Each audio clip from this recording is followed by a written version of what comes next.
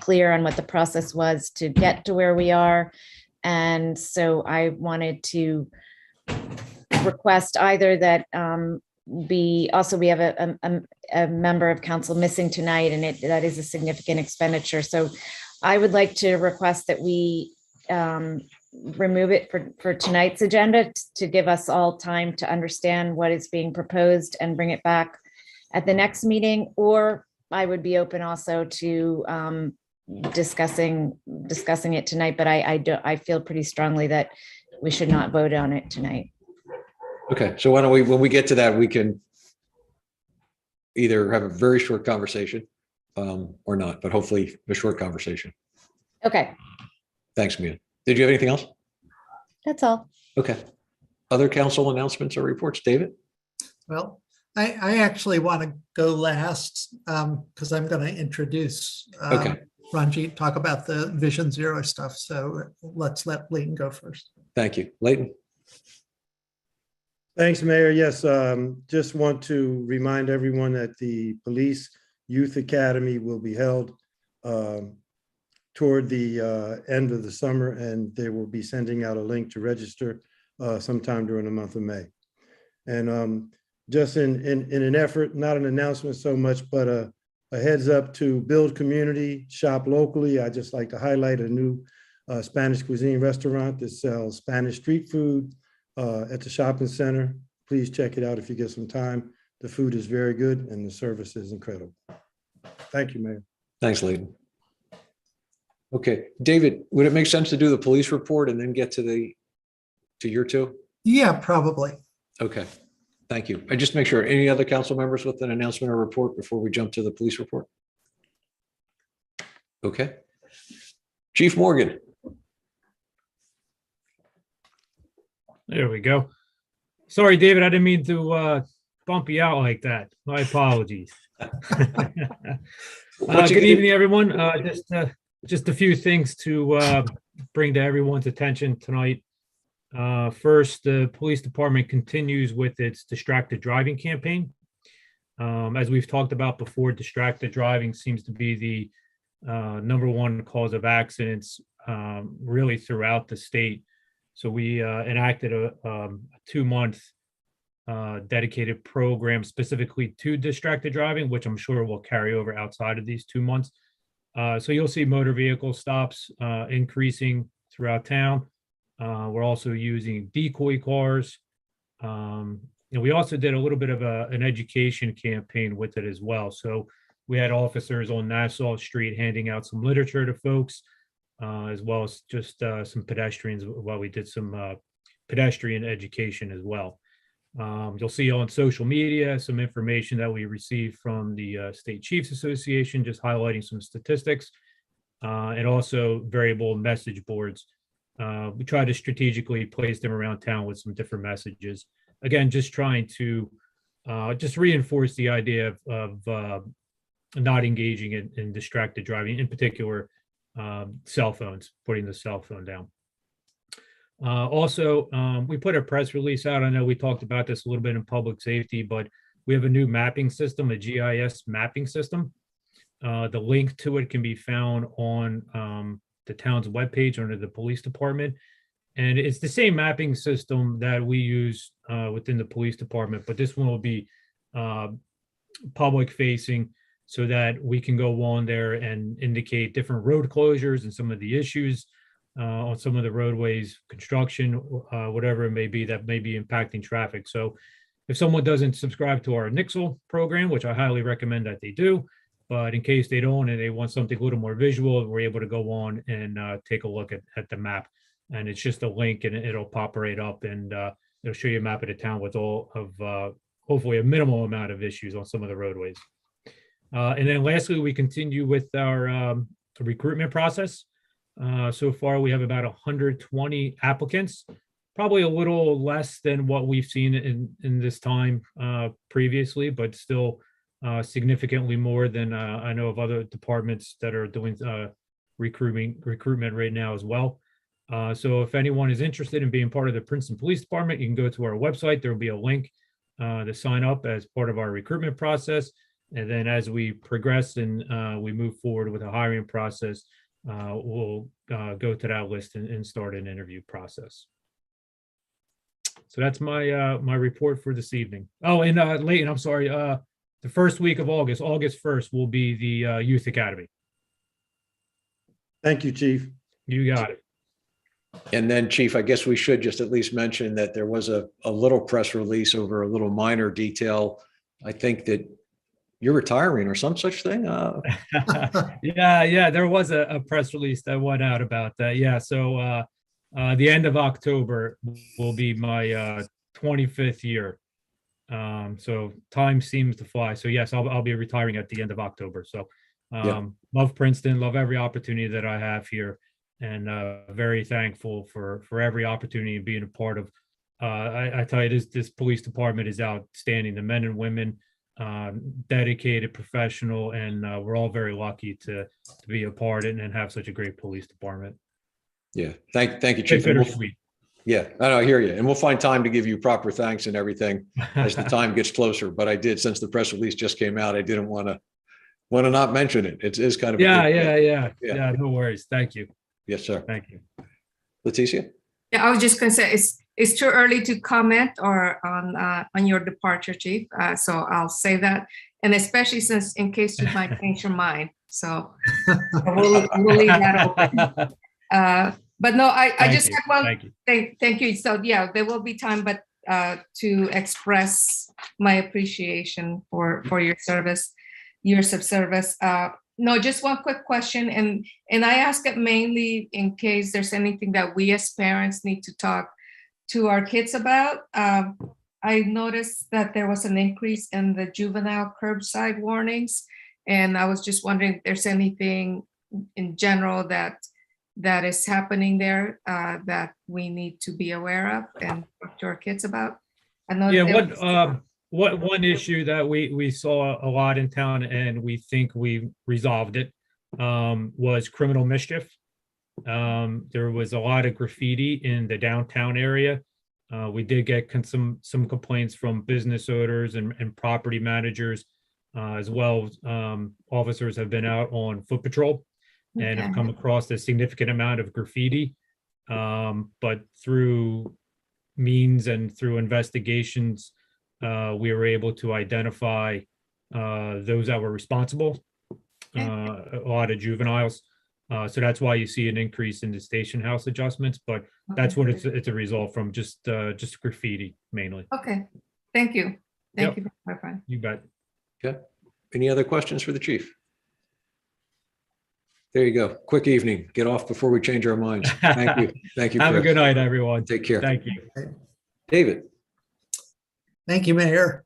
So the first thing that I wanted to share with everybody tonight is sort of a continuation of a report that I gave 2 meetings ago, just about what the Vision Zero Task Force has been working on and the direction we would like to go from here. And as I said at that time, we've got a lot of good progress that we've made on sort of analyzing what other towns have done with their Vision Zero plans, looking at policy options for things like street lighting to make our streets safer, policy for new micro mobility technology, which the engineering department has asked for some input on, how we may manage electric scooters and electric bikes, either the same or differently than conventional scooters and bikes. So a lot of things that we've been working on, but it's really important to have a robust public engagement with a Vision Zero plan. And that requires communication skills that we really just don't have on the task force. And I brought tonight Ranjit Walia from Civic Eye Collaborative. He was integrally involved with the communications efforts around Hoboken's Vision Zero action plan. And I wanted to introduce him to you. We would love to work with him In particular, right now we're talking about in the lead up to our master planning process, at which time the master plan consult will sort of take over in vetting the proposed Vision Zero actions that we're working on putting together.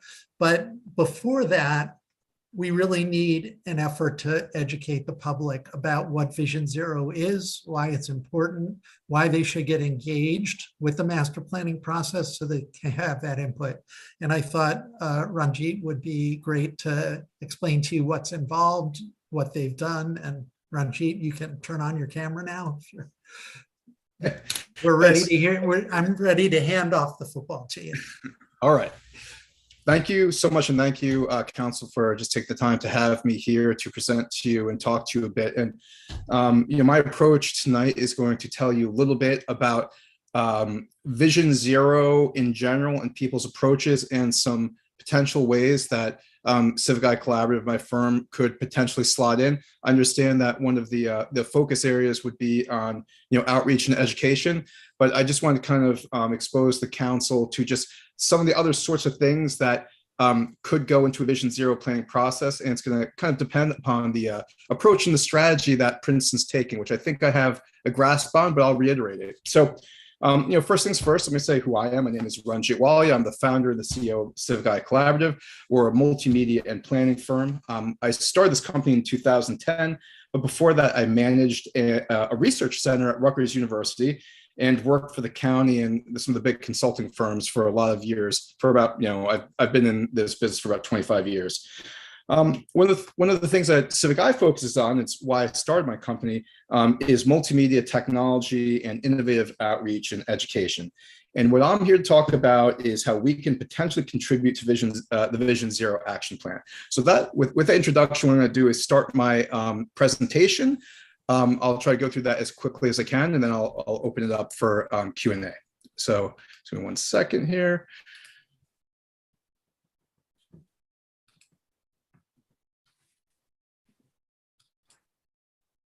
Let's see.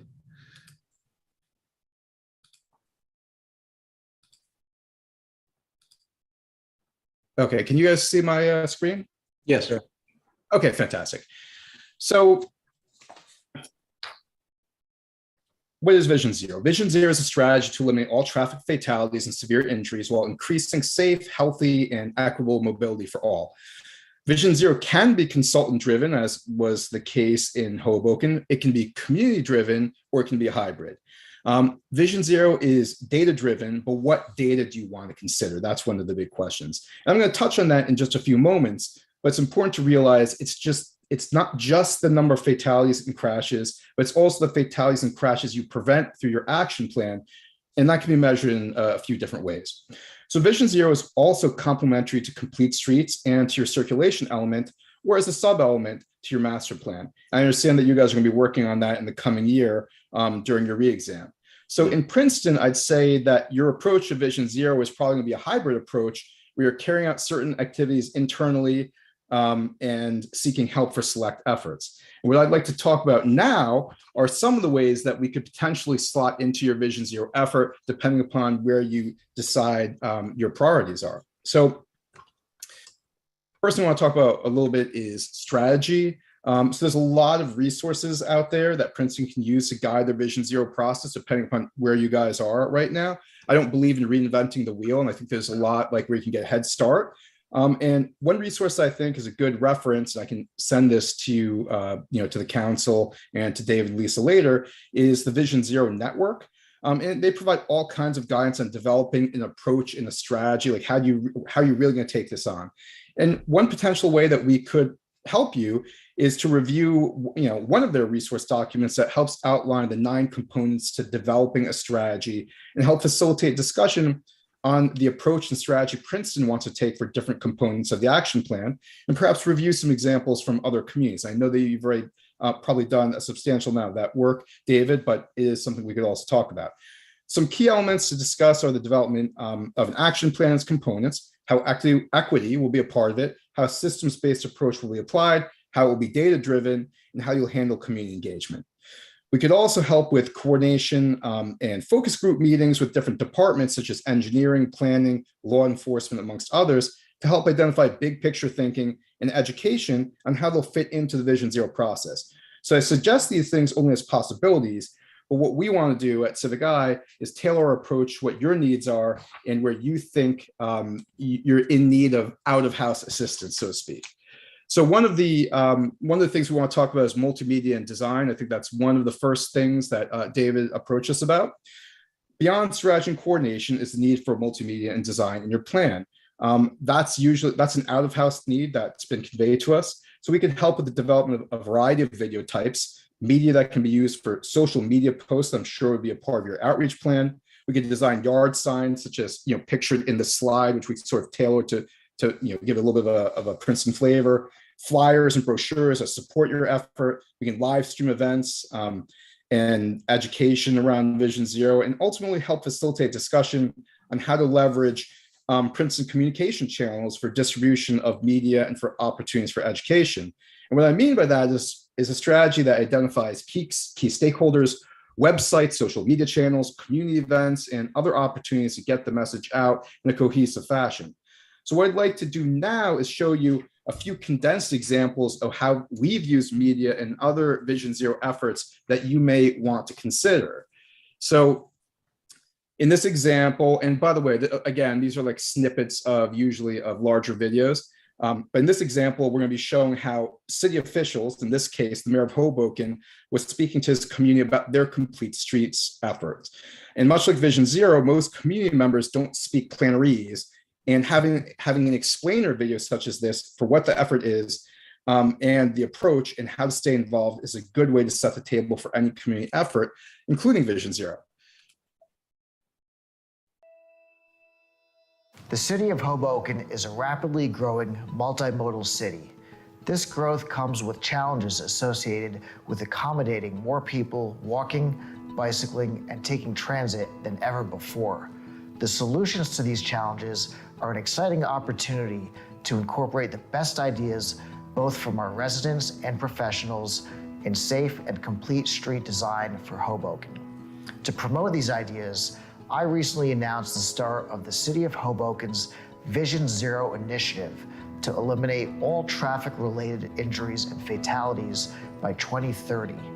The Hoboken Complete Street Design Guide is a critical component of the path to zero. So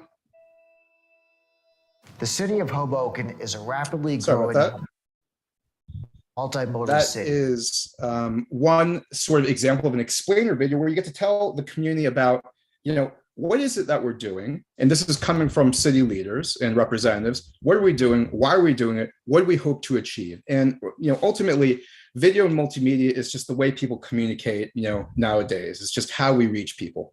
Another type of video, another type of media that you might consider is a PSA. This is a video we did for the State Department of Transportation to kind of humanize statistics into something that resonates with people so that their interest, their desire, or their understanding of the Vision Zero concept is established. Because when you just kind of drown people with statistics, sometimes it just doesn't take, it doesn't resonate with them. They don't know why they should be involved. So let me just show you this example. 2,000. 100,000. 125,000. 700. 30,000. 500. 800. 10,000. 100K. 5,000 or less. 10,000.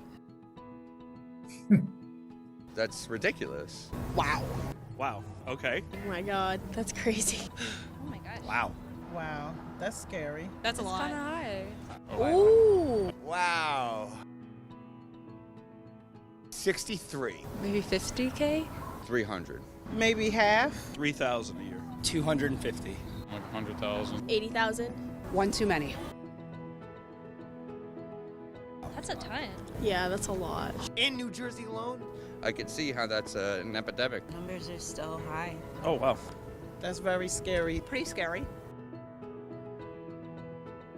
I would hope so. Yeah. I think we could get to zero. Zero, yes. Yes. You're never going to eliminate all death from car accidents. A lot of people are not going to really want to pursue that. I think zero is still a little bit ambitious.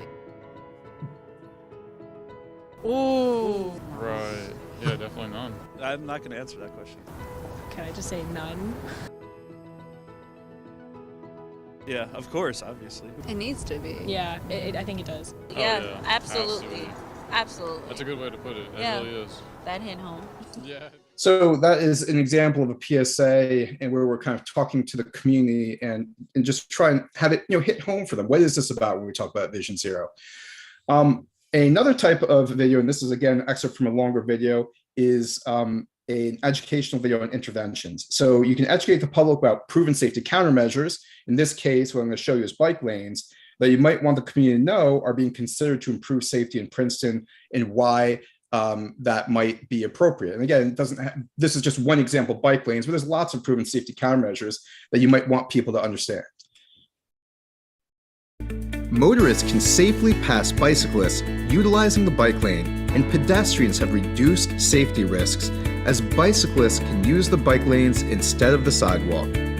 Studies have shown a 14% decrease in bicycle crashes when installing bike lanes, and have even found that implementation has a calming effect on motorist traffic by lowering speeds and increasing awareness of their surroundings.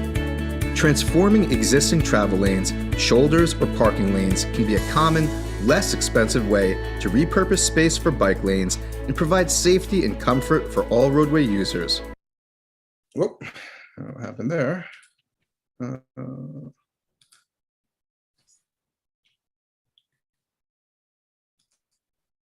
Oh, sorry.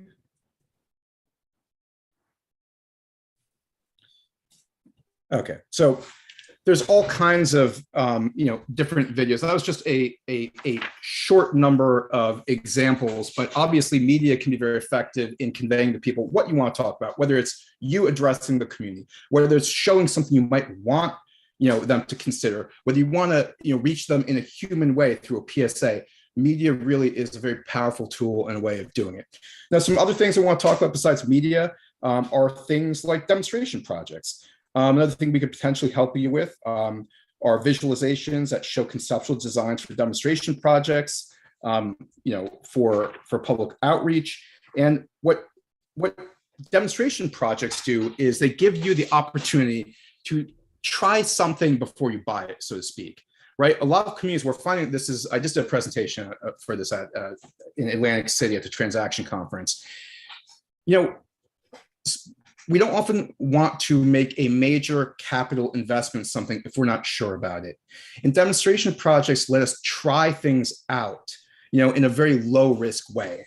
They let us try before we buy, as I was, sort of showing there. And it's a non-threatening momentum builder because, instead of people having to make a lot of commitments or they might be uncomfortable with something, you're like, well, look, we're going to try something. We're going to use temporary measures. We're going to use bollards. We're going to use paint. It's going to be up for a limited duration, a limited period of time. And let's assess how it works. If it works, great, fantastic. If we need to refine our design, we can refine our design. Or if we need to scrap it because it didn't work at all and people's concerns manifested, well, then we will have learned something. But it's a good way to do something that's just temporary. So the risk is very low and it can allow you to try things you might otherwise not be able to try. And this is all just footage of some demonstration projects we're documenting for some of our clients. And this is something that's been very popular and very successful in a number of communities. And you might consider in Princeton for when you try, there might be interventions that you want to try, like, whether it's bike lanes or bulb outs or high visibility crosswalks. You can do them with demonstration projects to see how they work without having to commit to it, up front. So some of the other tools that we can consider are education and enforcement. And that I think is, oh, what's happening here? Is education enforcement. And education enforcement is, I think, very, critical, because I can't tell you how many times over the years, as I managed different kinds of, committees and councils and worked with advocates, we would hear nobody knows the law, nobody understands the law. We just don't know what to do. And when it comes to, there's two things that you can consider, which is bicycle safety education enforcement and pet safety education enforcement. And what they do is they provide training to law enforcement on what the Title 39 laws are, which is not, covered when they go to the academy. For pedestrians, that would be one of the key things is, right-of-way law in crosswalks that, in New Jersey, you have to stop and stay stopped for pedestrians. And for bicyclists, that you have to actually pass people safely and give them a minimum safe passing distance. But before these sorts of operations, there weren't structured, objective, ways for police to carry out this enforcement. And we have a way to train them on how you do this in a structured way, but which focuses mainly on education. So it becomes an opportunity for the community and for the police and for local advocates to talk about what are the issues, where can we provide enforcement, so we have the opportunity to educate the community about the importance of these things. And what I often say is, rules that are not enforced are ignored. So this gives you an opportunity to say, there are rules in Princeton that are important to us in Princeton, and we want them enforced. But more importantly, we want you to be educated about what those things are. Because again, none of us got that education when we were getting our driver's license. No one had, and police didn't get at the academy. So it opens up a real opportunity to reach out to the community and provide both education and enforcement. Oh.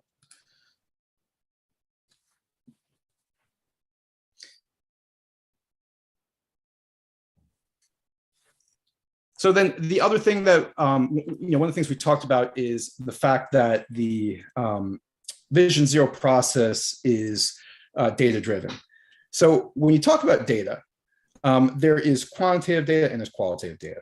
So when you talk about, quantitative data, that's where you should consider things, such as speed surveys, crash reports, traffic counts, and other such objective sources. But the other part of it is your qualitative data, such as perceptions of safety that can be captured with community mapping, with surveys, and with community interviews. And this type of data is probably particularly germane to Vision Zero efforts in communities like Princeton, where fatals and serious injuries are probably pretty low. So you don't want to say that's the only data that we're going to look at. And there is data that you can collect that can help inform what would be appropriate in Princeton. So I guess with that, what I'd like to do is turn it over to the council for Q&A. Ultimately, I think there's a lot of ways that we could assist Princeton in this process, but what we want to do is be targeted in the areas where you think you need out-of-house expertise versus your in-house efforts. We really look forward to working with the council and the Vision Zero committee to see which areas of a Vision Zero action plan are priorities for outside assistance. So I've been talking for a while. Right now, I'd just like to turn it over for Q&A.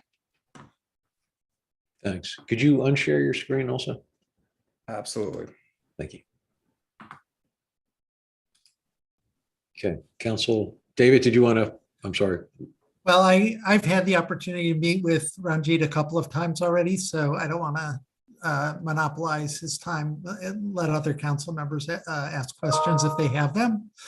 But I will say, Ranjit, you absolutely set up our next little presentation perfectly, because it's a qualitative survey effort that we've already been undertaking in Princeton. We're going to be hearing from the folks who've been working on that next.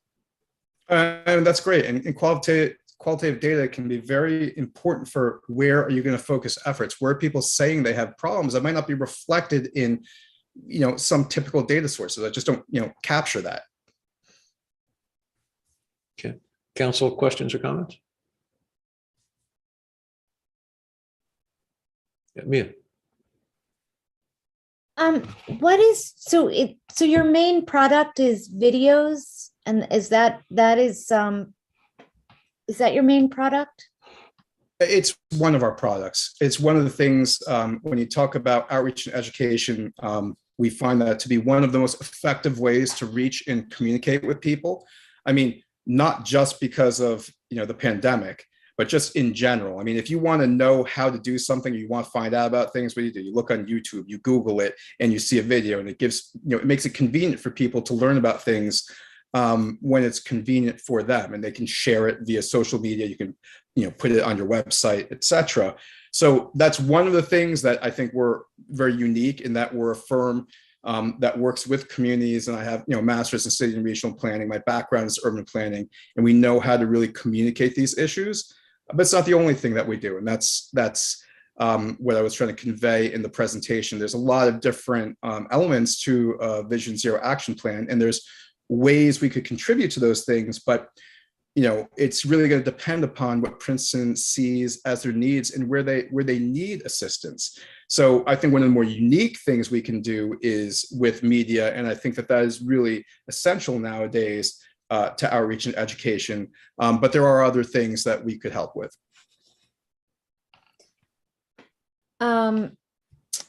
Okay, so I'm slightly playing devil's advocate here, but one of the critiques of Vision Zero has been that it's a lot of marketing and branding, and I'm just wondering if you can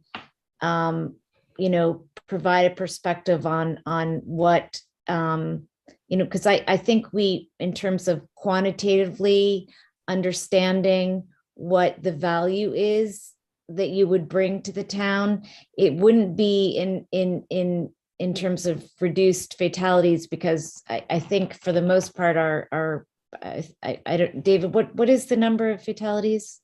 I mean, we've been having 1 or 2 or 0 a year for a few years now. So very low numbers, but enough to be concerning. So to answer your question, Mia, it's not a Vision Zero action plan is not supposed to be just media. That should be one component of, basically, there's 9 key things that you should consider when developing a Vision Zero strategy, outreach and education being one of them. But what you really need to do is have an actual strategy, which is, what are we, and it's not just fatalities, right? That's where we're talking about other types of qualitative data. Like there's data that you could collect on, let's just use Nassau Street, for instance. Are people stopping and staying stopped for pedestrians when they cross the street? And there's ways of measuring that. There's things like speed surveys. Are people speeding in places? And why am I saying this? Because when you have a Vision Zero action plan, one of the interventions would be, hey, if we see that we have a speed issue, then we have to do more speed enforcement. If we see that people are not stopping and staying stopped for pedestrians at crosswalks, whether it's Nassau Street or anywhere else, we can think about, well, what's an appropriate intervention there? And that could be things like pedestrian safety, education, and enforcement. It could be higher visibility crosswalks. It could be a number of things that you'd have to coordinate with your engineering department. And that's where I was talking about for your Vision Zero action plan, is ultimately going through, if you want assistance with that, is just looking at what's our approach going to be. What are the functional things that we're going to do internally to discuss what can different departments do? What are our approaches going to be? What are the things that we can do to change safety or perception of safety, and how we're going to communicate that to people? So to answer your question, there's no point in just having marketing if you're not marketing something, where you have to have something to market, which is a plan and an approach, and understand what you're going to do. So I hope that answered your question. Well, I guess the second part, and maybe David will get at it, but I'm just wondering, how do you quantify success? Well, I mean, I think that to quantify success, I mean, that's going to depend upon the intervention, but what you can do with things like, if you're doing pedestrian safety, education enforcement, for instance, you could do things like see if you change the rate of the yield or stop for pedestrian behavior. If you're talking about other sorts of interventions, like, hey, why should we add bicycle lanes? How does bicycle lanes clearly show us that's reducing fatalities? Well, it won't, but what you can see is that you're providing an opportunity for safer streets and reducing conflicts. And for instance, bike lanes are a proven safety countermeasure. So you can look at its data is important, but if what you're doing is implementing tried and true interventions and strategies that improve safety, that is a part of Vision Zero, whether it's directly related to your crash numbers or not. It can be related to other objectives and other types of data that you can collect. Okay. All right. I'm sorry, Mia, Mia, do you have another question or should I move on? I do have one more question, but I just, we have the bike mobility plan, which was adopted into the master plan. We have a number of different, traffic, different planning studies. So I'm wondering how you would build into and enhance or deepen the work that has already been done, then the recommendations that have already come from various studies and consultants. Like, how would this build upon that work? And it may be a premature question because maybe you haven't had a chance to really look at all that, and in which case that's fine. We can be answered in the future. Well, I haven't had a chance to look at that, but what I would say is that, again, is going to depend upon what you want to do in-house versus out-of-house, right? And certainly any kind of existing plans you have that sort of, are synergistic with this effort should be looked at and understood for how do they slot in or fit into a Vision Zero action plan. So I have not been asked to, nor have I looked at all the different planning studies you have. But yes, I think that would be good to find out, where they relate. And as you move forward, how this all relates to your master plan re-exam and what you're going to be doing with your circulation element, or if you're going to have any specific sub-elements that address this. Thank you. That's very helpful. Thanks. Okay, Michelle. Well, yeah, Mia kind of beat me to the punch. That's kind of where I was going with my question. I was going to say we're working on, many new streetscapes, things at various stages of implementation, execution, and design.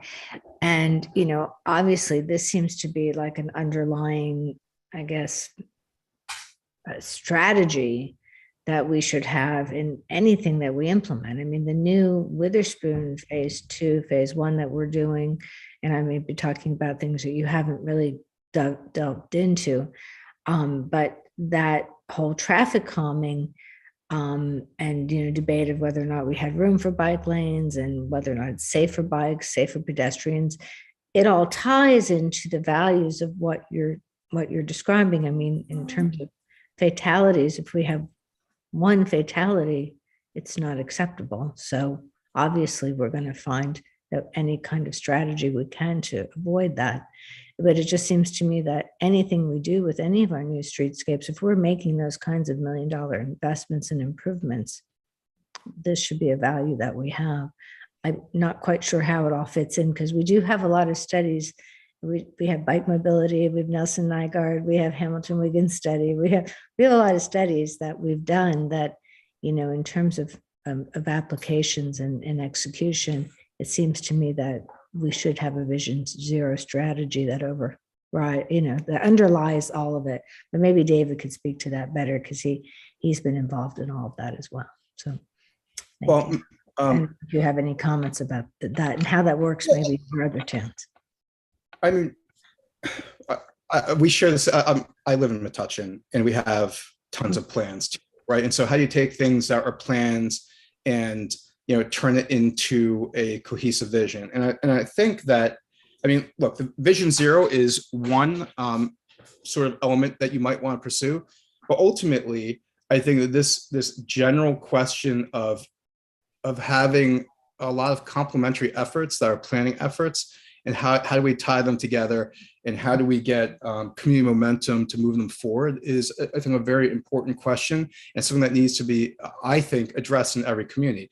And I was asked to talk about Vision Zero, but when you talk about outreach, engagement, education, and building momentum. That's like a bigger picture question. But I think that there's different ways.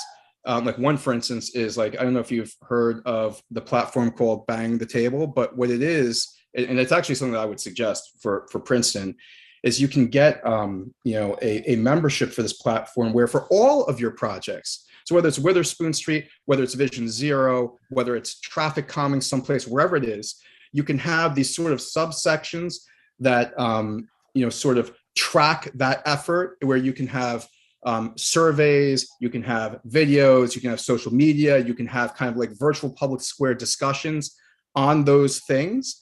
And so you can kind of keep the conversation going, you can collect data, and you can build momentum and keep them moving forward. So while I was asked to talk about Vision Zero, and certainly there's things that should be done in regard to Vision Zero, ultimately, what do I think as someone who does this sort of thing? Yeah, I think that should be applied across the board for all of your efforts in Princeton, so that people are, have the opportunity to participate at their convenience, right? And you can really build momentum and really like listen to and hear from your community. So you're asking a bit of a bigger picture question, so I'm giving you a bit of a bigger picture answer.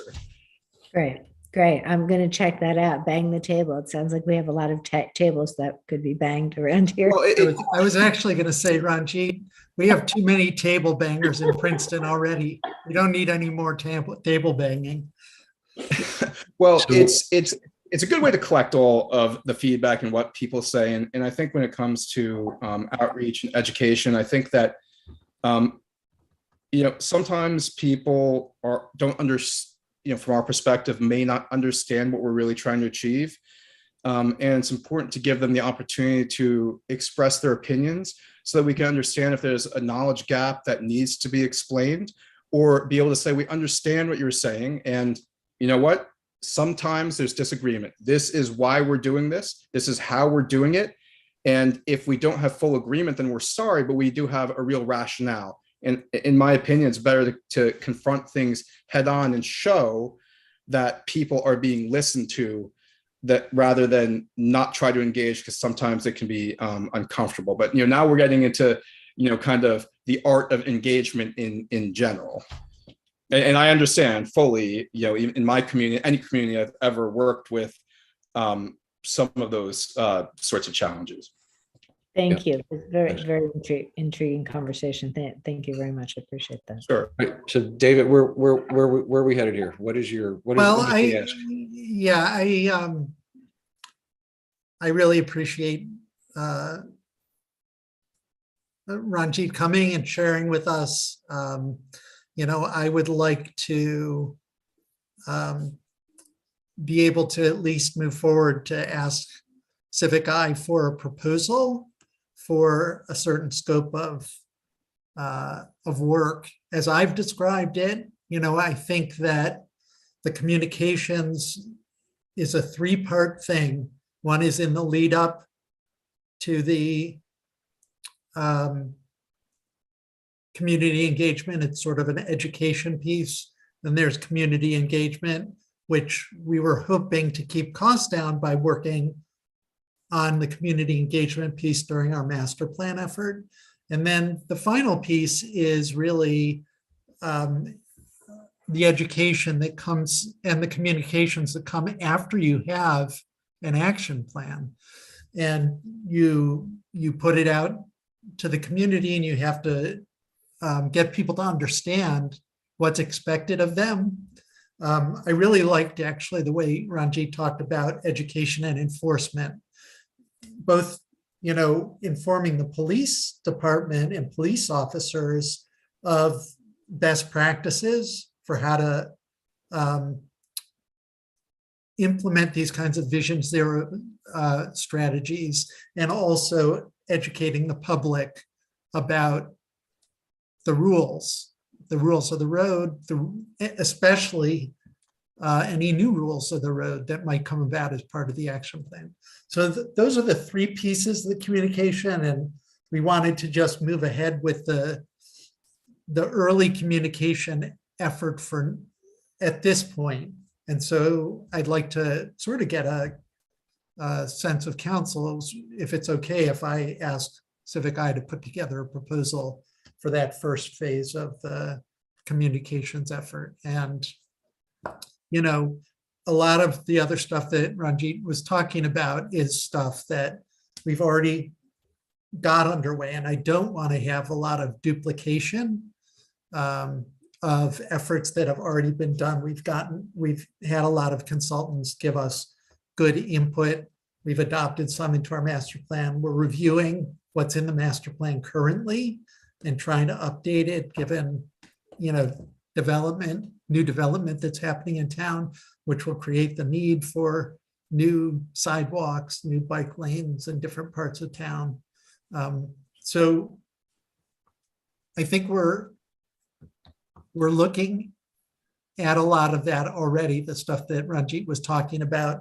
And I think that Clark Caton will help us with that. We're expecting them to as part of the update of the circulation element of the master plan. So that's why I'm sort of limiting the scope of what I'm asking for at this point. Okay, so to me, there's two questions. The first question I would ask council, is there a consensus to move ahead? If there is a consensus, the second question would be, how do we come to agreement on whatever the scope is? And do we want the scope to come back to the full council, or is the council willing to put the scope to some subgroup of council to detail and then put that out for a proposal? So the first question is there a consensus that we move forward on this track? Mark, do you mean move forward on, I mean, I think we would have to see what the proposal is. Right. No, that's the question. The first question is, are we willing to solicit a proposal? Right. If there's no interest in getting a proposal, there's no sense in doing anything else. So that's the first question. I mean, that's David's first question. Is there enough interest here that we're interested in trying to get a proposal? So let's do this. If you're interested, at least in us trying to get a proposal, just wave your hand. Yeah.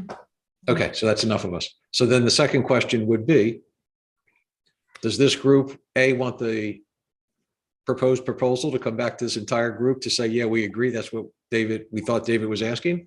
Do we want to just put it in David's lap, or do we want a couple, 2 or 3 council people just to work? Well, no more than 3 altogether, but I mean, if I can make a suggestion, Mark, you know, you and Mia are both on the Vision Zero steering committee. So that would, to me, make sense as a group of 3 who could be in conversation with Civic Eye and try to come up with an appropriate scope of services and a proposal that we think will be acceptable to council. Yeah. Okay. So there's a suggestion. Is that acceptable to Yes, council? that's a good idea. I think even before that, what I would like to see is some coordination with our staff. I think that has to happen first before I think there needs to be a conversation with Civic Eye and the engineering department and the planning department, and I guess possibly the police, to just sort out what has already been done, what they feel we need. And, you know, then I guess the next step, it could come to the 3 of us, or it could come to the traffic safety committee, or it could come to the full council. I'm agnostic on that part.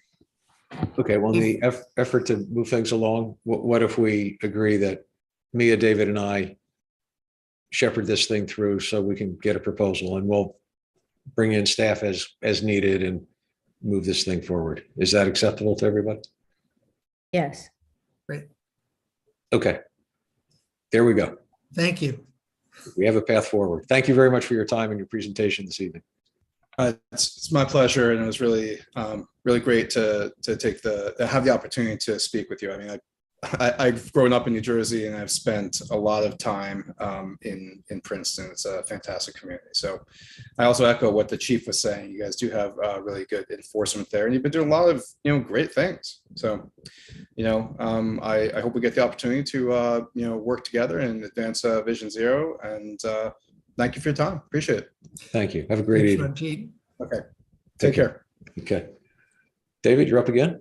So at this point, I'd like to ask Adam to bring over Jessica Wilson and Tinica Theo, who Tinica is a member of the Pedestrian and Bike Advisory Committee. Jessica's a member of the Transit Advisory Committee and the Public Transit Advisory Committee. And the two of them have been working on this, I think, for over a year, putting together surveys to get a sense from the community, how they feel about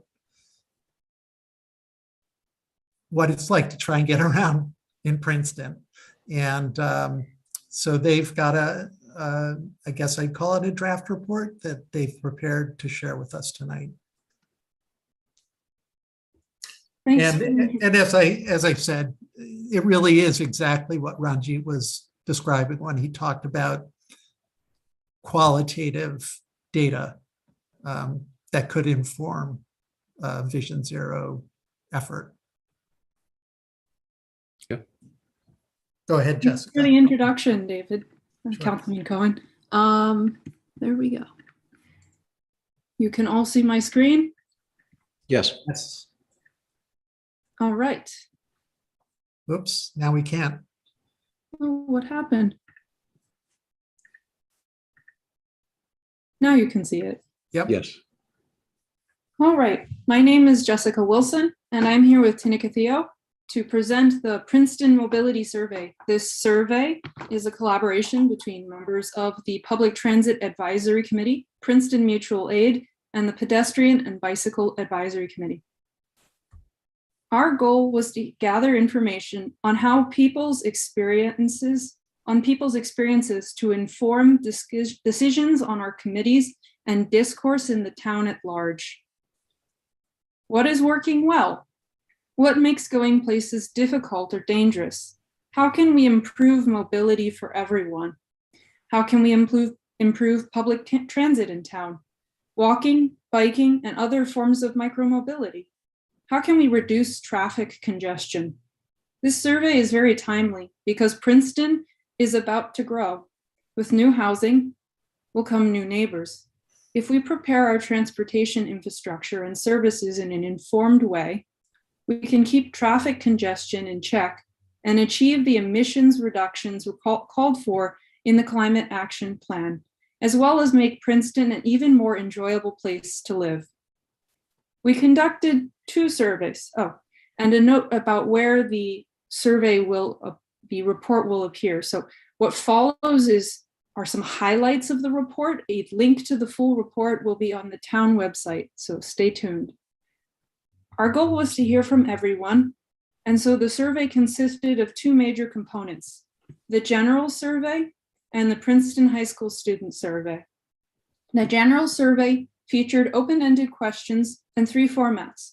There was an online survey in English, an online survey in Spanish, and in-person interviews, sometimes with the help of a Spanish language translator. There were a total of 470 responses, which is the same number as responses in the 2017 bicycle mobility study. We asked open-ended questions because people have volumes to say about their experiences, and we wanted them to do that without introducing too much bias. The Princeton High School survey was a paper survey. It consisted of a map and questions. It was distributed in all homerooms simultaneously in December of last year. Thanks to the efforts of Lisa, Adrian, and the high school staff and leadership, we achieved an impressive 75% response rate. This is especially impressive when you recall that December 2021 was the beginning of the Omicron variant spike.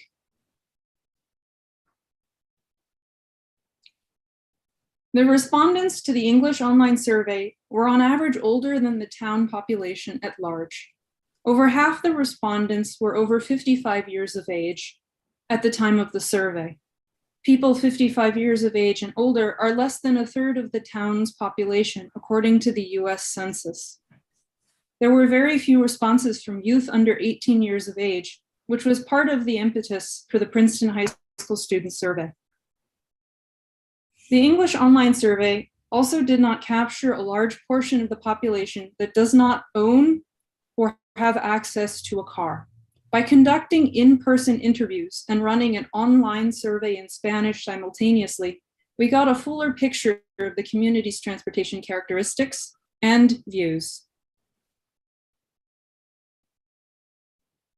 We asked people how often they move about in the town by walking. You can see that here.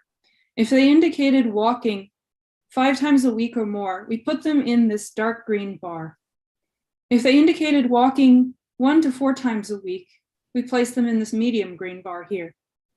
If they indicated walking 1 to 4 times a month, we put them in this light green bar here. If they indicated walking 1 to 5 times a year, we put them in this bar. If they indicated that they never walk, and some people did, we put them in this light gray bar. We did the same for biking. You see there are some people who never bike, but over a third of respondents, over a third, indicated that they use a bike once a week or more. For the bus, we did the same thing. And what really is quite clear is that a lot of Princeton residents are not riding the bus. We did the same for car. And what is very impressive is that there are more people who are walking 5 times a week or more than using a car 5 times a week or more. It's clear that Princeton is a very walkable place and people enjoy it that way. So in summary, for the general survey, we walk a lot as residents of the town. We bike a lot, and a lot of us do not use the bus. For the Princeton High School student survey data, if a student indicated only walking to school, we place them in this dark green bar, meaning we interpret them as walking to school 5 days a week. If they indicated that maybe they walk and they arrive by car sometimes, they indicated these 2 modes, we place them in this light green 1 to 4 days a week bar. We did the same for biking, for bus, and for the car. Now, what pops out of this is that a lot of students are arriving by car every day. A little under 40% of the students arrive by car every day of the week. And this includes 60 students from Cranberry. Even without the students from Cranberry, the car is still the most used mode. Of the roughly 600 students eligible for the school bus, including almost 250 students from Cranberry, a little under 200 of them mentioned riding the school bus daily. We asked respondents to the general survey what would encourage them to take a shuttle or bus. This was an open-ended question. Here are some of their responses. I would love to ride public transportation if there are more stops and frequent schedules. I often have to load my heavy bags of groceries on my bike due to poor bus coverage in Princeton, which is dangerous and distracting. The key is that the downtown shuttle buses need an extensive network and be regular. I'd really love to ditch my car if I could.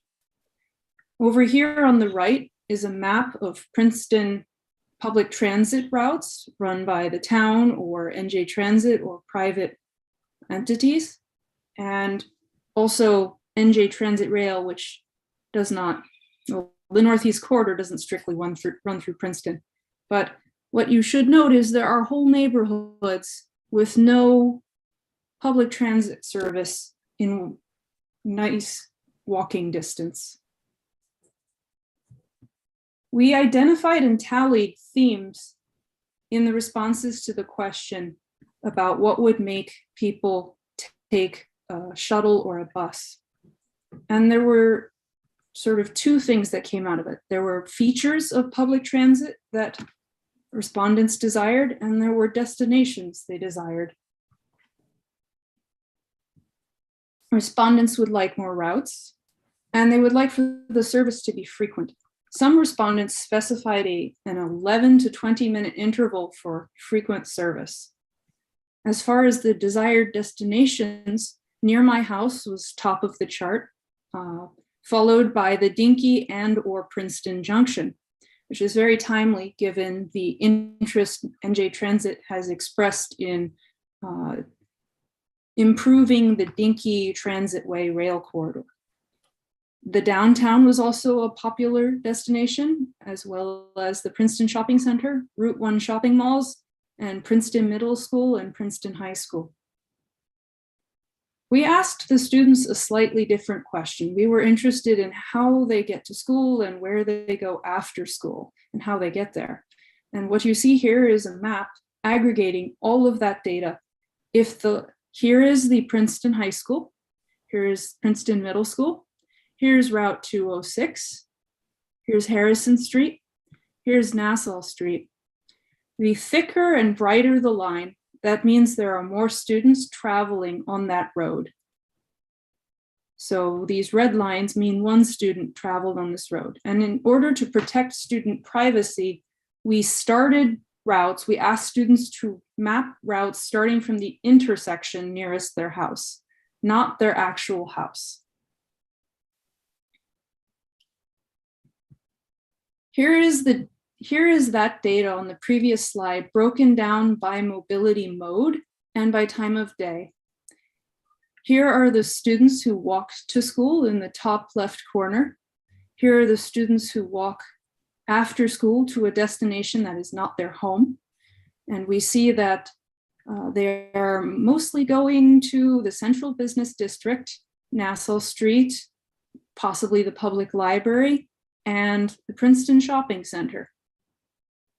Students who bike to school predominantly come from the east, and students who bike after school seem to prefer the Hamilton's Wigan-Robeson corridor to Nassau Street. A small number of them also go off to Smoyer Park for sports practice.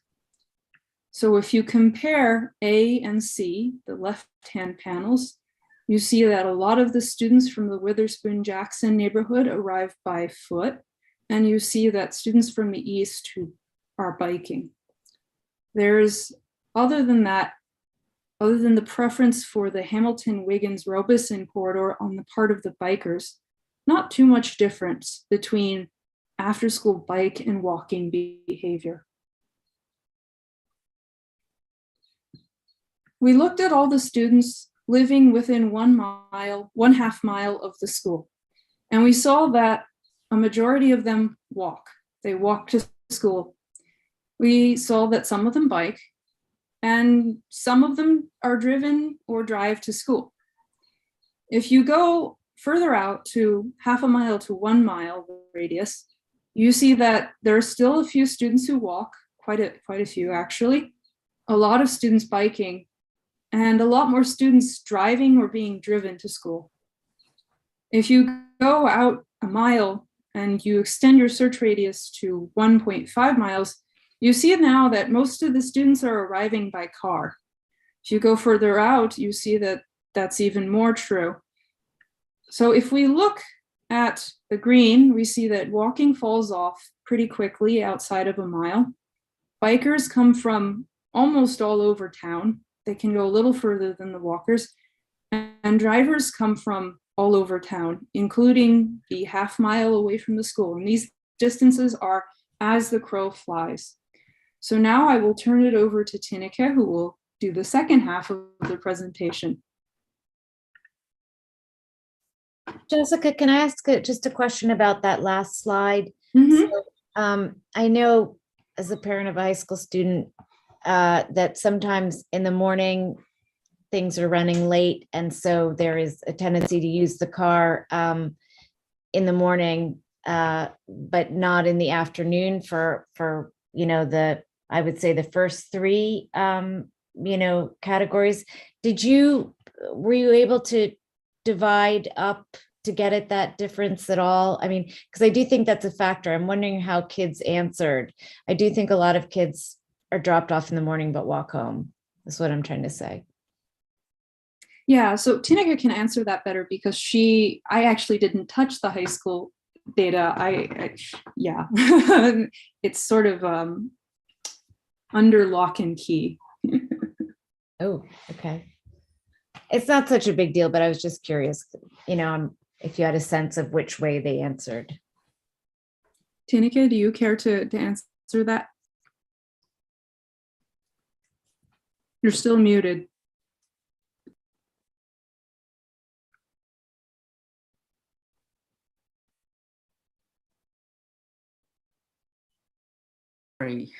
I'm very sorry. Even after all this time, I'm still kind of clunky with my Zoom. So if you look, to answer Mia's question, we do see that students come to school by car, but then they indicate going to some place which is not their home. And so then we assume that they go there on foot. And which is how, if you look on the maps, you will see a lot of kids walking to downtown because they came by car and they decided to walk downtown with their friends. So then which were they categorized? Were they walk or car? Because it's really a hybrid on the bar chart. Oh, on the bar chart, that's about how they go to school. That's about how they go to school. Okay. So it actually would be very different if you did it based on how the reverse direction. Yes, yes. So the question was, how do you go to school? Right. Okay. Yeah. So actually, I think it's even more encouraging than what the chart shows, because I think that if there was that sort of, if you figured out a way to factor in the afternoon trip as well, you would see even a higher level of walking. Yes, you would. If you averaged, the trips, which is encouraging. That's right. Nice to see all that walking. Not all students went to the central business district or the shopping center after school. Some of them went home. They're not included in that. So that's a smaller population. Right. But I think chances are many of them walk home as well. Yeah, I'd chime in that that's how my kids used to do it. They would never have gotten to school on time if they were walking, barely riding, but they would walk home. I wouldn't pick them up. They didn't have a choice. It looked like Councilman Newland had a question. Yeah, thank you. Jessica and Tenica, you referenced in the study that older people and women were overrepresented. And I'm wondering, we've been having a discussion about bicycles and bicyclists for a long time. And I'm wondering if it's just that older people and women are overrepresented in this study, or have we underestimated, quite frankly, the amount of older people and women that are using bicycles, and what impact, if any, would that have on the overall validity of this report? That's a very good question. As far as overcounting, it's very, very difficult for me to stay away from my personal experience, knowing that I know most of the bikers are young people. But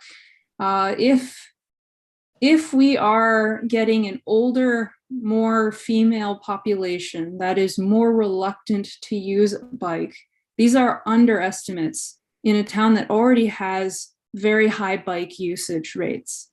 So possibly there are a lot more bikers than we captured, and whatever reasons they have for not riding bikes, and we did get a number of responses indicating that people would like to bike but are afraid, perhaps that represents a lot of people who would switch modes if suitable infrastructure is in place. Tinika, do you have anything to add? And I saw a question from Councilman Cohen. Yeah, the fact is that other than bus riders, bicycle riders were the fewest of the respondents. So really, it's mostly walkers and drivers who responded to the general survey. Well, thank you. I think this report is very helpful. I think that one thing we might want to pay attention to, just based on the answers to the survey and how many people actually took you up on responses, is that while we all know safety of our children are paramount for bicycles and transportation to and from school, maybe we might want to put a little bit more focus on old people and especially women as well. David, why don't we get to your question and then we can let Tinica do the rest of the presentation? Yeah, absolutely. No, I just wanted to comment that I think if you look at the 470 respondents to the general survey, it's a pretty small fraction of Princeton's population. So I think that there's a lot of good information that comes out of the general survey, but I also think we have to realize it's probably not a completely representative sample of Princetonians. And I the one data point that I think points that out the most dramatically is the idea that more people who answer the survey walk on a daily basis than drive a car on a daily basis. I'll bet you anything that if you really had a representative cross-section, more Princetonians get in a car every day than walk every day. So we just need to be careful about what kinds of conclusions we draw from the study. That's the point I wanted to make. Nice. Tinica, do you want to Thank do you. your part? That is, of course, the whole point of, shining a light on how you don't reach everyone. Absolutely. Yeah. No, and I think you all have done a fantastic job. I mean, the fact that you got same number of responses as our highly paid consultants who did the bicycle mobility plan really speaks volumes about how diligently you all have been working. So it was not meant as a criticism in any way, just an observation. I understand. Thank you. Danica, nor was my observation meant to be critical. Thank you. Absolutely. And in fact, I just want to add, Tinica and Jessica, that I'm right now participating in the strategic planning exercise that the district is going through, and they have a professional consultant that they've hired to do data surveying, and there's it's been a real problem with getting data from the high school. And the two of you as volunteers have been, I would say, almost twice as successful as the hired consultants have been. So really, thank you so much. This is a tremendous contribution to help us figure out where we want to go with our walking and biking. We really appreciate it. So. That's nice to hear. Thank you. So to keep the rest of the presentation going, we asked, we asked Princeton High School students, what do you like about walking or biking to school? And we were surprised to see that even some of the students who came to school by car tried to answer this question. But they said things like, I like the feeling of freedom and independence that comes with walking to school. Or biking wakes me up and gets my brain to work before school starts. Or biking is fast and fun and I don't use gas. Of course, one student saw fit to insert in there what they thought. I hate biking and walking to school because Cherry Hill is a sidewalkless death trap of murder. We have very eloquent students in the high school. So we tallied the key words that came from this open question. And this shows how many times students use those keywords. What they said most was that they enjoyed the fresh air and being outside before and after school. They really liked the exercise and the independence. They also like that it gets them ready for school. They find it relaxing and calming to walk or bike, and they enjoy the time alone. And some other ones enjoy the time with their friends on their way to school. A lot of students said that it's either easy or convenient or fast. And they like the fact that they are benefiting the environment while they are doing this. a few said that their route to school is safe.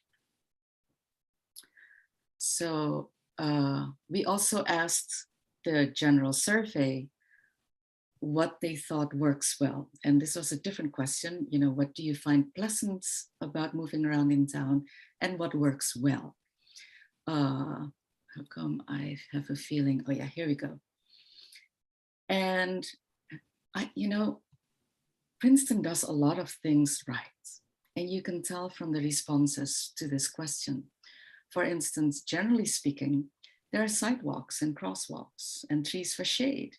The fact that the town is walkable is a major benefit of living here. People liked the ride provide service, the proximity of places where they need to be, the trees. This person said, I mostly walk in town and it's a pleasure. People really like the freebie bus. The survey was done before the current municipal bus was put in place. This person said, nice streetscape, beautiful campus, and they appreciated the Spring Street garage. And the value for building community is clear to this person who said, I like seeing people I know when I walk or bike. So we tallied those responses and put them in this bar charts. Walking and walkability was named by almost a third of the respondents as something that they really enjoy. The proximity of the destinations, the presence of sidewalks and crosswalks, the fact that you can bike, and the presence of bike lanes, even though if you see where they say there are bike lanes, you realize that some of these respondents actually refer to sidewalks. People really love the way our town is beautiful and the trees and how quiet it is. And then the public parking garage and the public transit options were also named. So if a respondent names a location, we put that on a map like this. This person said, I like the four-way crossing at Nassau and Van Deventer and would love to see that replicated at other crossings to better protect pedestrians. This is a snippet from an interactive map where we have logged both the compliments and the suggestions of general survey respondents. You can find it at bit.ly/mobility solutions map 08540. Then we asked the question, what makes things difficult? Where do you feel unsafe moving around and why? And there also people shared what they thought. For instance, this person who said the traffic is terrible, or I would walk and bike much more. We spoke to a 70-year-old person who's lived in Princeton all his life and told us that he was hit twice while on his bike and 7 times while walking around town. So that's, that's being hit a lot. This wheelchair user said bumps on the sidewalk hurt my back. Riding on the street is more comfortable. Similar things were said by moms with strollers, by the way. This person we interviewed said in winter it's tough to get around. He has fallen on the ice twice, and he says he sometimes stays at home because he feels it's too unsafe to walk around on the ice and snow. This person had a particular comment about Wiggins, where biking, they say, is treacherous. Car drivers seem to find bikers annoying on that stretch all the time. Very stressful biking experience when they honk their horns. So we tallied all these responses and put them in this chart, and it's long because people have a lot to say. Firstly, about 5% of the respondents reported that they were either hit or almost hit by cars. Now, as you have pointed out, this may be because participation in this survey is a self-selective thing. Even so, 5% of the respondents, that's, I think, cause for concern.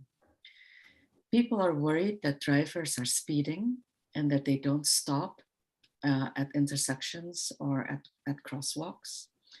And people say that all users of the roads are inconsiderate or distracted. People who walk feel unsafe at crosswalks or say that there are not enough crosswalks or not enough sidewalks. And if you are on the sidewalk, people say that there's competition for space by bicycle riders, by snow and ice, leaves and brush and garbage bins.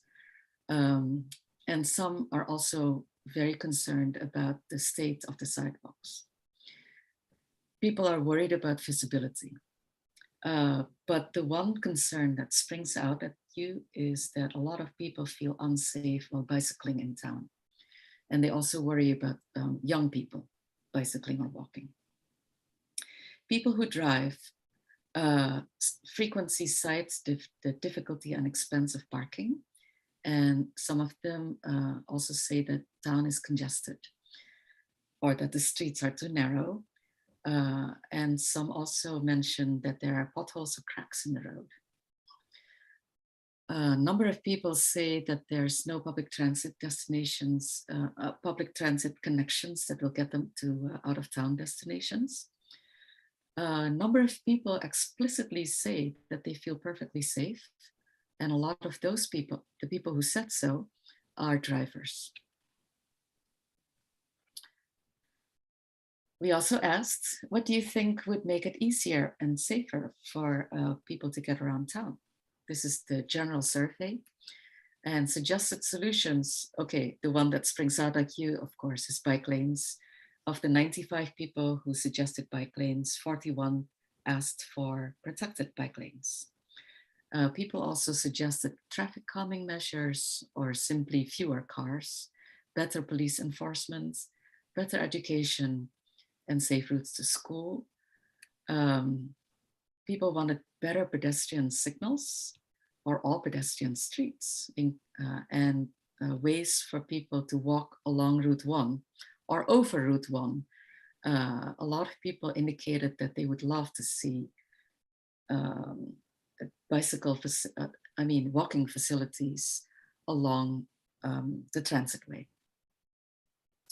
There are also more calls for more or better sidewalks, and as well as more parking in town, although there's also calls for less on-street parking.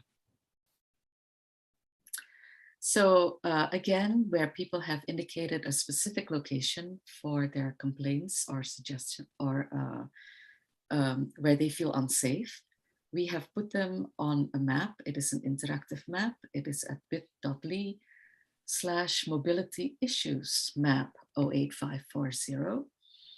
And so we put the markers here with green markers for things that are pertinent to people who walk, yellow ones for people who bike, and blue ones for people who drive a car. Okay. So again, the map of Princeton, you're all familiar with it, Route 27, Harrison Street. There are a lot of complaints about Harrison Street, a lot of concern on Nassau Street and Witherspoon Street, and as well as the Hamilton-Wiggins-Robeson corridor. So this is a map for how people see their transportation in Princeton. This is a crash map from data spanning 2001 to 2014, from crashes reported by the Princeton Police Department. And that is an interactive map. And as you can see, where people feel unsafe pretty much is the same places as where actually car-on-car crashes frequently happen. So we're going to just blow up this section around here, right there. So that's the crash map for this section. And if you zoom into that crash map, you can see the numbers in these bubbles. There's 83 crashes here on Witherspoon Street and Hamilton in the 14-year period that's covered. Nassau Street sees a lot of crashes, of course. There's 261 on this, that's Chestnut and Nassau. The Witherspoon Street corridor saw nearly 1,500 crashes during that time period. That's 100 crashes per year. And so PHS students were also asked to mark unsafe locations on the map that they were given. And we put those on the same map with the same kind of color scheme, green for students who walk, yellow for students who bike, blue for students who arrive at school by car. And so one thing you should keep in mind is that these are conditions that they see just before school and just after school ends. What is remarkable though, is that students feel unsafe in places like Walnut Lane, where there are actually few car crashes. And the same for Moore Street. Students feel unsafe there, whereas in fact there are few car crashes. They also feel unsafe along Cherry Hill Road and along Snowden Lane and South Harrison Street. One student said, "Unfortunately, I don't walk to school as the route is quite perilous." So then we asked the students, well, where would a bike lane make it safer for you to bike to school? And so they drew on their maps, and we put the data together into this composite map. This is a heat map of bicycle desire lines. Not surprisingly, many students wanted bike lanes where they not already go, and it would be very interesting to see if they feel better now that the bike boulevard signs are put in place. Thank you, engineering. Students who live west of the school also would like to see a bike lane on Franklin. Students do come and bike to school along Nassau Street, and they would love to see a bike lane there. But also on the way to the Smoyer Park, up and down Cherry Hill Road, and the Great Road, as well as Rosedale Road. So again, this is just the highlights. Please read the reports and look at the interactive maps. But to summarize, what we have learned is that in order to hear from everyone in town, you really need to go beyond an online survey. Princeton residents are ready to take the bus as long as it's convenient to do so. Princeton residents already walk and bike a lot more than the state average, but even more would do so if the streets were safer. Princeton high school students really see the benefits of walking and biking to school and enjoy it. And again, please check out the heat maps and the interactive maps. And the final thing, the biggest perceived source of danger on the streets is cars and their speed and their distracted drivers. So finally, we would like to thank everybody who helped us with the survey, the communications outreach people at the Princeton municipality, the Senior Resource Center, the affordable housing organizations, and the houses of worship in town, the principal and leadership and the homeroom teachers of the Princeton High School, the town administrator and the engineering department for getting those paper surveys printed, the leadership at the middle school, even though we did not end up including any of their data in this round of the survey, the transportation coordinator for the Princeton Public Schools, Sergeant Murray of the Traffic Safety Committee, and Cheryl Kastranakis at the Greater Mercer TMA. Thanks very much. Thanks, Tinica. Any direct questions or got Michelle? This is phenomenal. I have to say, a really amazing job. Thank you so much. I just wanted to ask, what would be your, maybe let's say, top 3 takeaways from all the information and data that you've gathered of, what does the municipality need to do in order to move forward on this? So I'm giving you the platform here to tell us your wish list on let's say if you had top 3 takeaways, of what do you see? We've talked about Vision Zero tonight. We talked a lot about bike lanes when we looked at Witherspoon Phase 2. And so now you have done really incredible research in that layering of where the crash data is with, where people feel unsafe. It's really just phenomenal. So thank you so much. Thank you. And thank you for giving us the platform. And as tempting it is to give you an answer, you will refrain from doing so because the intent of this report is simply to convey what Princeton residents think about transportation. And what we need to do is a whole different question. Good. Thank you. Yeah, Really. Tinica, I think that's great because it actually Just like melds into what our goals are this year, right? I mean, It does. one of our goals is talking about transportation and trying to have less reliance on cars coming into town, remote parking, and a transit system that's all connected. So this dovetails right into that. Yeah, thank you. And it was really interesting to see the number of people that would be willing to take the bus as we suspected too. So a lot of good takeaways.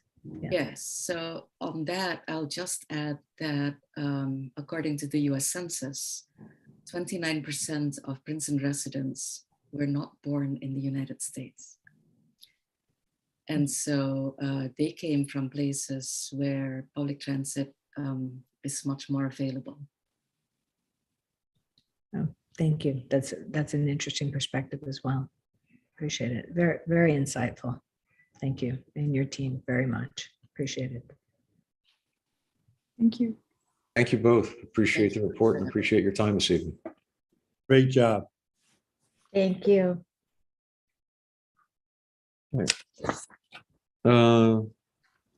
Right. Next up on the agenda is public comments for items not on the agenda. So if anyone in the audience has a comment or question for a topic that's not further on in the agenda, this would be the time to raise your hand and get your 3 minutes to say or ask whatever. All right. I don't see any hands up, so we'll move on. Okay. We have 2 ordinances for public hearing. The first one is Ordinance 2022-11, an ordinance by the municipality of Princeton concerning noise and amending Chapter 21 of the Code of the Borough of Princeton, New Jersey, 1974. Can we get a motion on that? Thank you, David. Is there a second?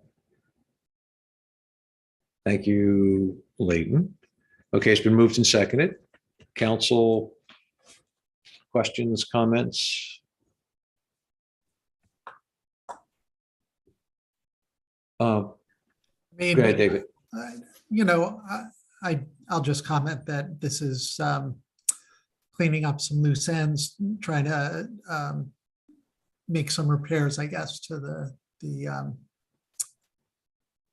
leaf blower and other gas noise making equipment. And it's always a good thing when we can take an ordinance that we've passed and see how it does and then make revisions to it as needed as we go forward.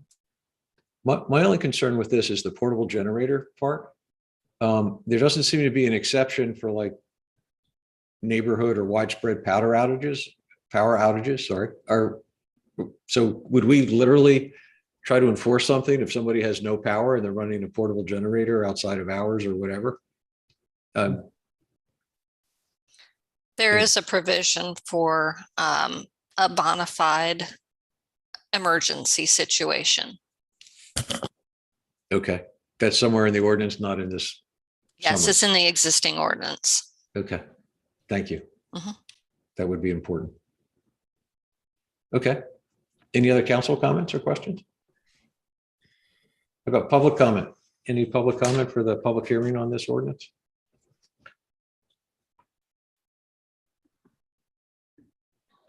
All right, no hands are up. This is a roll call. Dolores, could we do that? Ms. Peron Lambros, Yes. Mr. Cohen, Yes. Ms. Fraga, Yes. Ms. Sachs, Yes. Mr. Newland. Yes. Okay, thank you. Next up is ordinance, public hearing on ordinance 2022-12, an ordinance by the municipality of Princeton prohibiting parking on a portion of Cherry Valley Road and amending the code of the Borough of Princeton, New Jersey, 1974, and code of the Township of Princeton, New Jersey, 1968. Could we have a motion on that? Thank you, Michelle. David's got the second. Council questions or comments? David or Deanna, does somebody want to just make sure we all understand exactly where this is? Well, I mean, this is the section of Cherry Valley that was recently redone with bicycle lanes added. And bicycle lanes don't do much good when there are cars parked in them, so. It extends from Cherry Hill Road to approximately Duffy Place on Cherry Valley Road. Thank you. Mhm. Any council comments, questions? Okay. Any members of the public have any questions on this ordinance? All right, I don't see any hands up. And I think it was noted in there that Montgomery's doing a companion ordinance. Yes, they did. Okay, thank you. Mhm. All right, Dolores, can we do roll call on this one too, please? Ms. Peron Lambros, Yes. Mr. Cohen, Yes. Ms. Fraga, Yes. Ms. Sachs, Yes. Mr. Newland. Yes.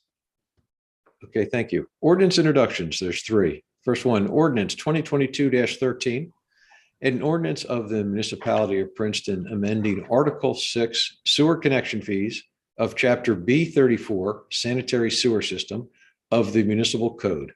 Public hearing, May 23rd, 2022. Is there a motion on that?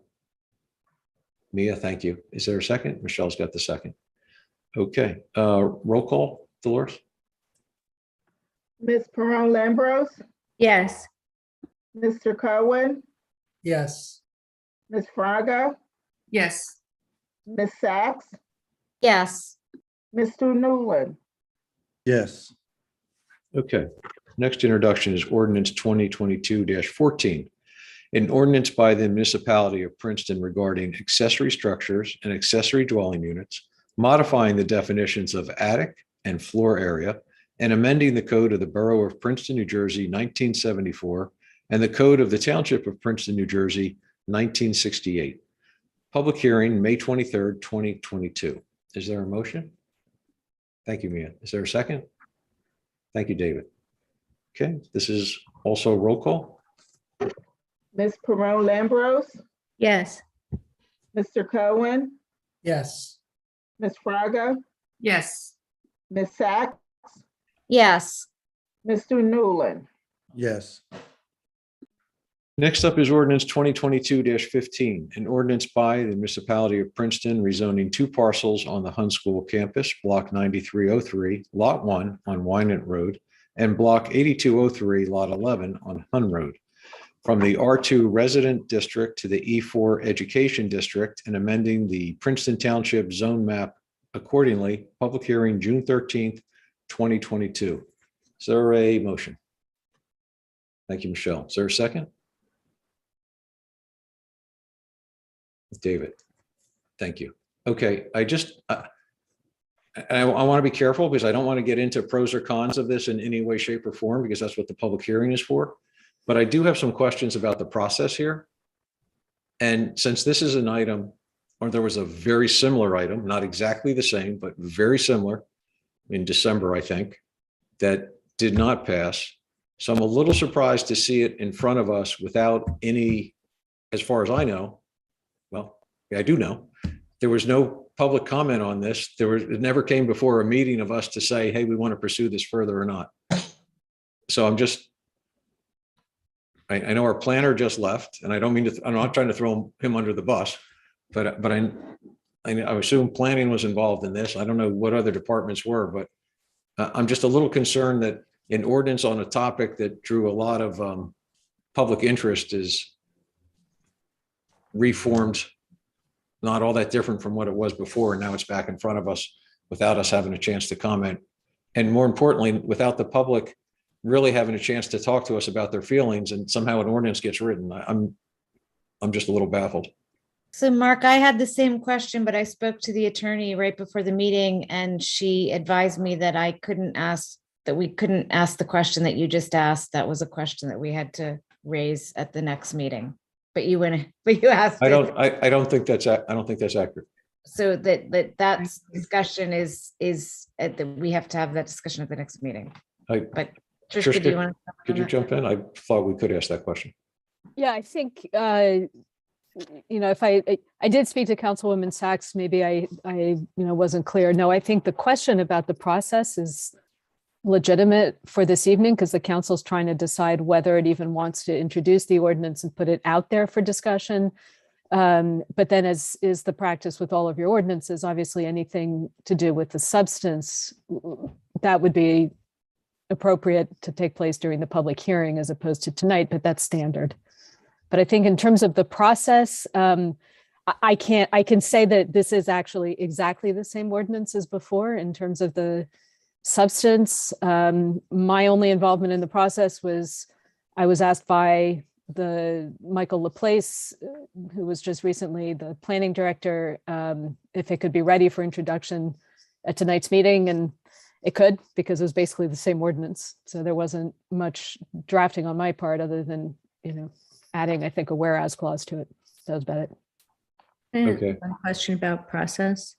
In terms of noticing the neighborhood, the noticing goes out after introduction before hearing? Correct. Yeah, it's basically a do-over procedurally. So the same, well, obviously, I mean, if there may have been changes in, who lives within 200 feet of the property, but just as before, anyone either within these, the area that's proposed to be rezoned, obviously the Hunt School, or within 200 feet of the new boundaries will receive particularized notice. Okay, that's what I thought. Just wanted to clarify. Thank you. Yeah. Leticia? So I too have questions about the process, specifically, why this is before us, if it's the same ordinance, basically. And so my question for Trishka is, I understand that this is just a vote for introduction, but if I have reservations about even introducing it, do we vote? That's completely legitimate. If you have reservations about even wanting to put it out there, I think that's entirely legitimate. You're not obligated to vote yes on a motion to introduce. Okay. In terms of why is it back before you, again, as I said, I received the request. As you know, though, the Hunt School back, I believe in February, did ask the council to reconsider its vote on this ordinance. February 11th. Thank you. My father's birthday. So that should have remembered that. That's neither here nor there. I apologize. I did send the council a memorandum about whether you can, quote unquote, reconsider an ordinance. And obviously the answer is no in terms of simply, redoing your vote, but that nothing prevents a governing body, even if it has, voted an ordinance down, from bringing it back. And as long as it really is a true do-over procedurally. And that's what this is. So I'm not going to surmise as to why, it was brought back in its exact form. That's not my purview, other than that was the request that was made to me, was to have something ready for this evening that with no changes. Thank you. Mia? Yeah, I think there really has been an unfortunate, it is unfortunate that we lost our planner, because what my understanding is that, and this is the first I'm hearing that this is just a procedural do-over. My understanding was that Councilman Cohen, there were a number of things going on. One, Council President Fraga and myself abstained because we didn't have enough information in advance from the planner at the previous hearing, and we wanted more information. And Councilman Cohen, who had had some concerns about some concerns related to the master plan, which asks for greater, some additional level of detail or clarity about the buffer between educational and residential. And my understanding was that, and David, you can, those concerns have been resolved, and I don't know whether they were resolved, but supposedly they were resolved, but apparently they're not resolved in what is now being presented to us. So, and unfortunately, we don't have the planner who maybe could have clarified some of this. But David, maybe you can. Yeah, I mean, I want to clarify what my concerns were. It had to do with the fact that, as you say, Mia, there's language in a number of locations in the land use element and also in the most recent reexamination report from 2017 that emphasizes the importance of sensitively managing the boundaries between residential neighborhoods and our academic institutions. It's very specific. And the memo that we received last time did not make any reference to those sections of the master plan. So my concern was not whether or not there is an appropriate level of sensitivity to that boundary, but rather that nobody talked about it on either side. Our professionals didn't talk about it, nor did the representatives from the Hun School. So, I'm supporting bringing this again because I think that's a conversation that needs to happen and should happen at the planning board. And, we should be looking to them for some guidance. Yeah, so let's just be careful. Yeah, but we're all, anyway, I just want to be careful of what we're talking about. We don't get too far into the detail of the proposed ordinance or not. I think in order to get to the planning board, we have to introduce it tonight. Is that your point, David? To have that conversation? Yes, that's right. well, I don't think it can go to the planning board at some point in the future. It doesn't have to be introduced tonight. It can go to we can introduce it 2 months from now, and it could still end up in front of the planning board.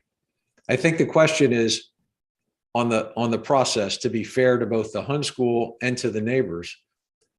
We had, as some of us have said, questions and things that were unanswered last time. And in a perfect world, in my mind, we would have had a work session on this where the neighbors and the Hun School could be participating with us in a back and forth discussion. And then an ordinance would have been written after that discussion to reflect whatever perhaps the conclusions of that discussion were. Now, maybe it's no different than us introducing it tonight and then having the discussion. I just find it, I'm not sure what the right adjective is, but I maybe disappointing is the word, that on a topic, again, that I think we should have went out of our way to make sure people that live nearby knew this was going to get introduced, instead of like literally at the last minute, neighbors calling neighbors to say, hey, this is about to happen. I just don't think that's a good way to do things. So anyway, if people have other comments, if not, we can go to the vote, but. Well, wouldn't the planning board also be a way of having that discussion and then come back. I mean, Yeah. that was my understanding of how it would take place, and that the neighbors would be notified and given 30 days, not just 2 weeks notice. Right. Well, in my mind, it would have been better to have a discussion prior to the ordinance being written again. Because I think we might have had questions and answers that could have impacted the final form of the ordinance. So it's almost like if we're now going to discuss a specific ordinance, the parameters are already set. I would have preferred a discussion that set the parameters for the ordinance to be written instead of vice versa. Anyway, at the end of the day, I don't know that it's going to make a lot of difference, but I think perception wise, if I'm a neighbor living in that neighborhood, I would have much preferred the town reaching out to me to say, we're about to have a discussion on this, instead of just saying, oh, we already wrote an ordinance. That's all. Mia? To be fair, I've been hearing from people from parents who are involved with the Hun School and people in that neighborhood for quite a few weeks, that there was outreach from the school. And I also heard from our planner, who specifically requested that the school, as did I, reach out to the neighbors. And we were told that the school has reached out to the neighbors, and that has been going on for quite some time. So I don't know if that's something that the attorney or someone from the Hun School, if there's anyone from the Hun School here tonight, can clarify. Well, but I it's not, for sure there. Yeah, I think that this has been discussed by the school with the neighborhood for quite some time. Right. Since it is an ordinance introduction, we're not going to entertain discussion with the public or the Hun School. But I would, yeah. And I don't want to get into how much outreach did or did not happen, but based on all the messages I got, I would still have a number of questions on the outreach effort and what was stated in the outreach effort versus the final format of the ordinance. Anyway, I don't want to keep, I don't know how many more comments we can say on this. If there's no other new comment or concern, I'll just call for a vote. Ms. Perone Lambros, Yes. Mr. Cohen, David, you were muted. Yes. Ms. Fraga, No. Ms. Sachs, Yes. Mr. Newland. No.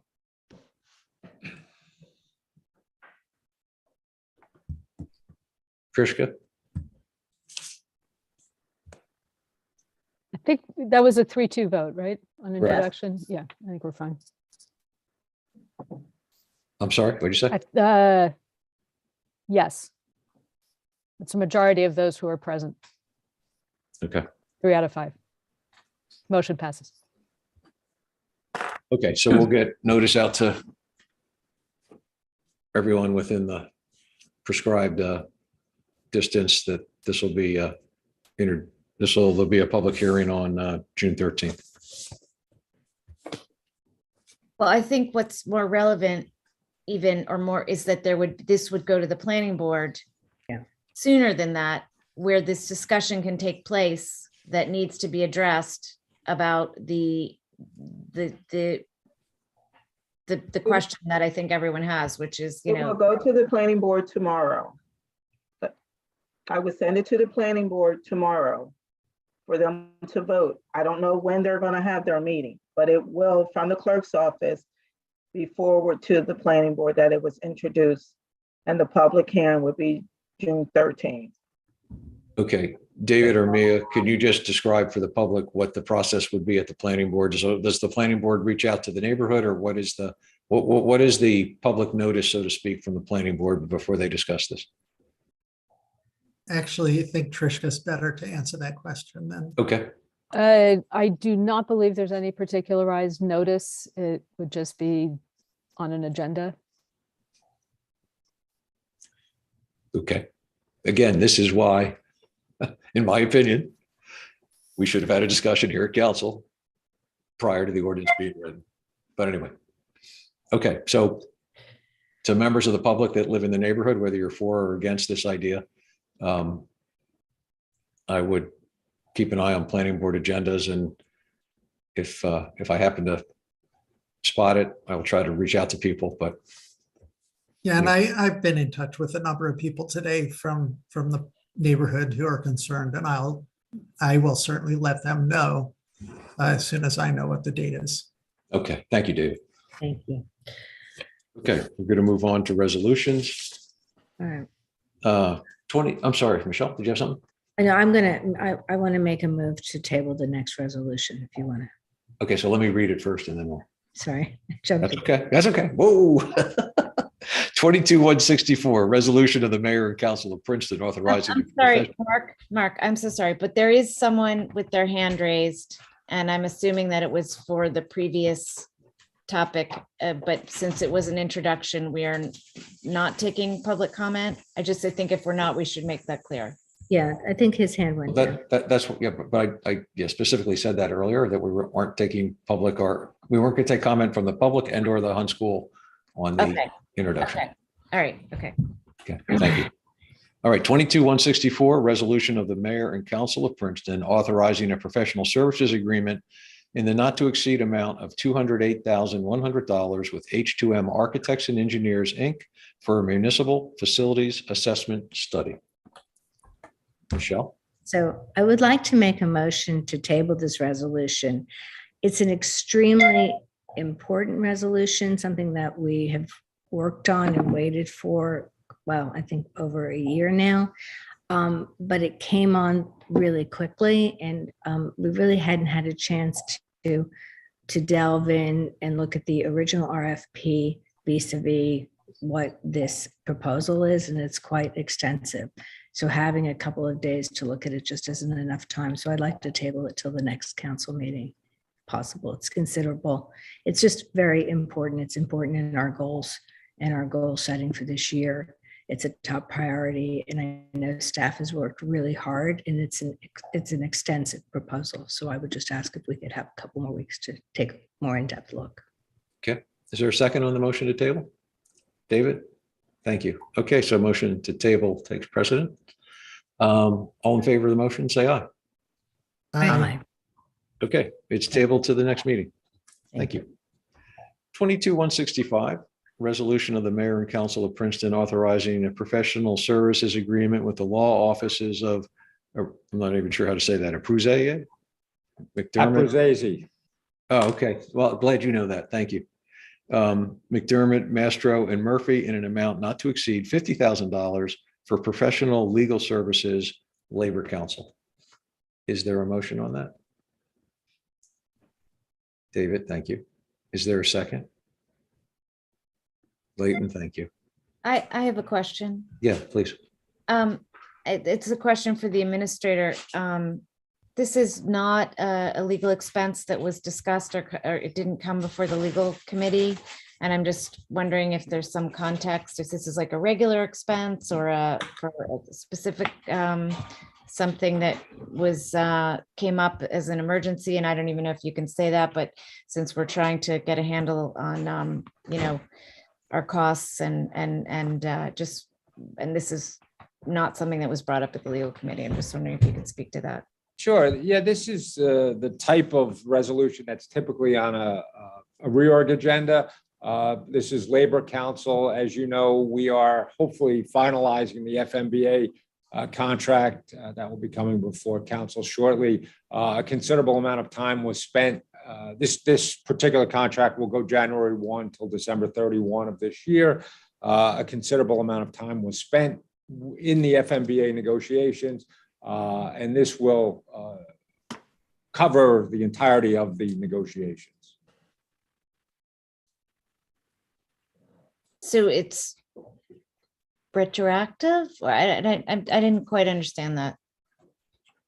It's retroactive to January 1 for this budget year. Yes. And Okay. we'll cover Labor Council's costs essentially to get us through the labor negotiations. And if it helps just to jump in, it has been standard for Princeton each year to retain Labor Council. And as the administrator indicated, normally you've done that in January or February. I think this particular contract probably just slipped through the cracks during the transition. So, but it is a standard thing each year to appoint outside Labor Council. And this is the same person we've been using? It's I the believe firm, so. yes. Yep. Okay, great. Sounds good. It's just you didn't have much Labor Council work the last 2 years with COVID. There were no unions that were up. So this is the first big, negotiations. Got it. Thanks, Bernie. Okay. Any other questions? All right. If not, all in favor, please say aye. Aye. Aye. Okay. 22-166, resolution of the mayor and council of Princeton awarding agreement for extraordinary unspecifiable service to Ecotone LLC in the amount not to exceed $52,400 for the preparation of an environmental resource inventory. Is there a motion on that? Thank you, Mia. Is there a second? Thank you, David. And somebody want to, in 32 words or less, tell us what this is?